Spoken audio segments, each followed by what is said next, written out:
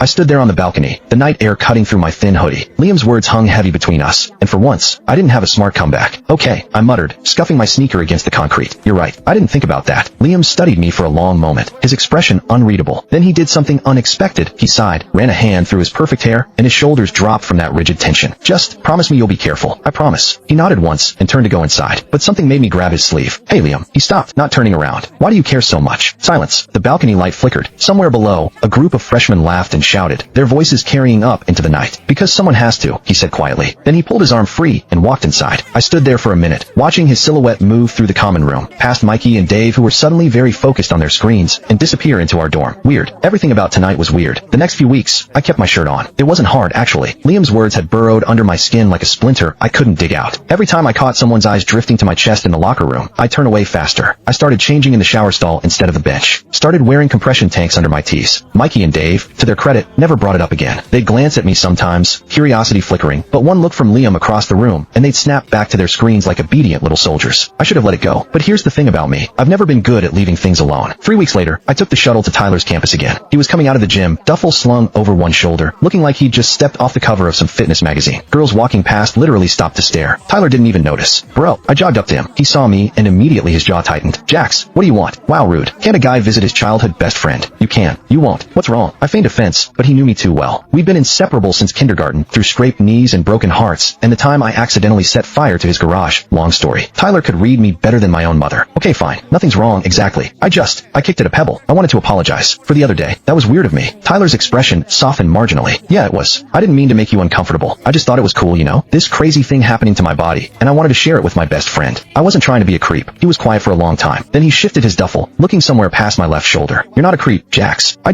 didn't know how to react. Well, screaming fuck off and slamming my hood over my face was a choice. A ghost of a smile tugged at his lips. You deserved it. Probably. I grinned. So we're good. We're good. He started walking toward the parking lot, and I fell into step beside him, the familiar rhythm of our strides syncing up without thought. Hey, I said, you want to grab food? That Thai place we used to go to is still there, right? Tyler glanced at me, something unreadable in his eyes. Yeah, it's still there. Dinner was easy. It was always easy with Tyler, even after weeks of awkward silence. We fell back into our usual rhythm, me talking too much, him listening, the comfortable quiet between bites of pad CEW. So, he said, setting down his chopsticks, the chest thing. Is it permanent? I shrugged. Doc doesn't know. Says it could reverse itself, could stay, could get more pronounced. He's running more tests, and you're okay with that? Honestly, I'm getting used to it. They're kind of growing on me. I grinned at my own joke. Tyler didn't laugh. Sorry, too soon. No, he rubbed the back of his neck. You seem different. Different how? I don't know. Softer, maybe. I wasn't sure if that was an insult or not. Tyler's face said he wasn't sure either. Well, the doc said I might gain some weight distribution changes. More curves, less angular, like a second puberty, but backwards. I poked at my spring roll.